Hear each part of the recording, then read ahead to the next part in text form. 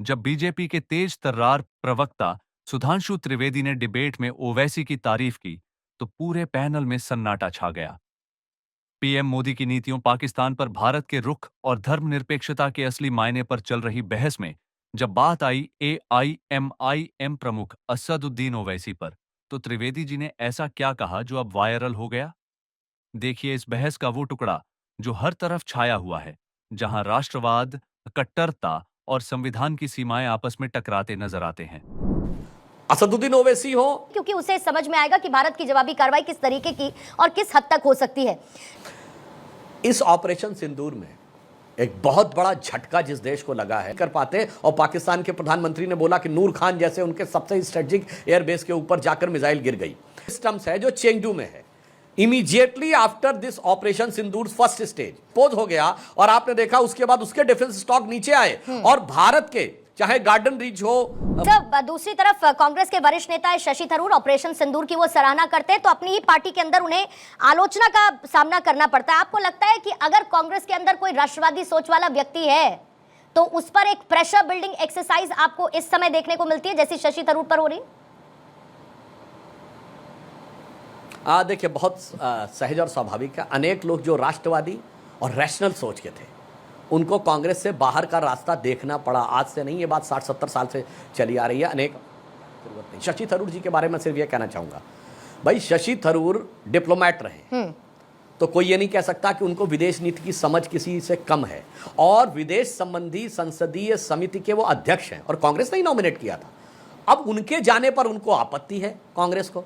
अब बताइए, सलमान खुर्शीद साहब विदेश मंत्री रहे कांग्रेस सरकार में, उनके जाने पे आपत्ति है। मनीष तिवारी जी इतने प्रबुद्ध हैं और उनके अनेक आर्टिकल इंटरनेशनल डिप्लोमेटिक इश्यूज पे आते हैं, उनके जाने पे आपत्ति है। इसका मतलब हो गया है कि आज अविश्वास कांग्रेस के अंदर इस तरह बढ़ गया है, लैक ऑफ कॉन्फिडेंस इतना हो गया है कि इन्हें भारत सरकार पे भरोसा नहीं, रक्षा मंत्रालय, विदेश मंत्रालय पे भरोसा नहीं, भारत के सेना के वक्तव्य पे भरोसा नहीं, ट्रंप के बयान पर भी पूरा भरोसा नहीं, अंतर्राष्ट्रीय मीडिया में आई चीजों पर भरोसा नहीं, और अब तो भरोसा इस कदर खो गया कि अपने नेताओं पर, जो इस विषय के विशेषज्ञ नेता हैं, उस पर भी भरोसा नहीं। अब तो मैं ये कह सकता हूं कि या तो फिर भरोसे में कमी है या समझ में कमी है। या तो ये नासमझ है या पूरी तरीके से जिसे इंफीरियरिटी कॉम्प्लेक्स, एहसास कमतरी कहते हैं, उससे वाबस्ता है। ये विचार मैं दर्शकों के ऊपर छोड़। क्या असद ओवैसी ने चौंकाया डॉक्टर सुधांशु त्रिवेदी को? मैं कहना चाहूंगा, असदुद्दीन ओवैसी से हम लोगों के घनघोर मतभेद है, और मुझे लगता है कि जो कांग्रेस तुष्टीकरण की नीति करती है उसके वो आगे के प्रतीक है।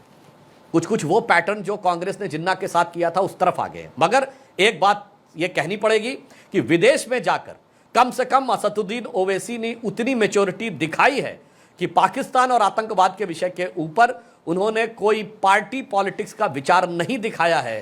तो मुझे लगता है कि, और कांग्रेस के भी नेताओं ने, चाहे शशि थरूर हो, असदुद्दीन ओवैसी हो, सुप्रिया सुले जी हो, जो भी लोग लीडर बन के गए हैं विपक्ष के, उन्होंने, और अन्य जो हमारे साथी सांसद गए हैं, उन सब ने मैच्योरिटी दिखाई है। तो मैं कहना चाहूंगा राहुल गांधी जी से, कांग्रेस पार्टी से थोड़ी सी मैच्योरिटी आप भी दिखा लीजिए। अब आप नेता प्रतिपक्ष बन गए हैं, कम से कम भाजपा से नहीं सीखना चाहते कि लंबे समय विपक्ष में रह के कैसे मर्यादित आचरण किया जाता है, तो अन्य जो विपक्ष के सांसद हैं उनसे सीख लीजिए तो ज्यादा बेहतर होगा। पाकिस्तान को तो ऐसा जवाब डॉक्टर सुधांशु त्रिवेदी भारत ने दिया है कि शायद कई आने वाली रातों की नींद उसकी उड़ी रहेगी, और उड़ी रहनी भी चाहिए, क्योंकि उसे समझ में आएगा कि भारत की जवाबी कार्रवाई किस तरीके की और किस हद तक हो सकती है।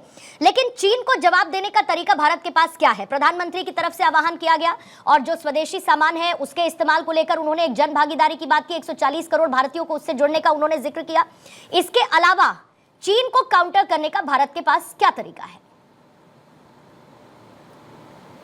देखिए, इस ऑपरेशन सिंदूर में एक बहुत बड़ा झटका जिस देश को लगा है वह है चाइना। आप कहेंगे कैसे? देखिए, पाकिस्तान की 3/4 जो वेपनरी है वो चाइना से कनेक्टेड है। पहली बार चाइना की वेपनरी का रियल वॉर में यूज हुआ, यानी जो चाइना के हथियार थे उनका वास्तविक युद्ध में, यद्यपि ये युद्ध नहीं था, युद्ध उस संदर्भ में कह रहा हूं कि जो प्रैक्टिकल चीज हो रही है उसमें यूज हुआ, जिसमें वो अब कसौटी पर खरे नहीं उतरे।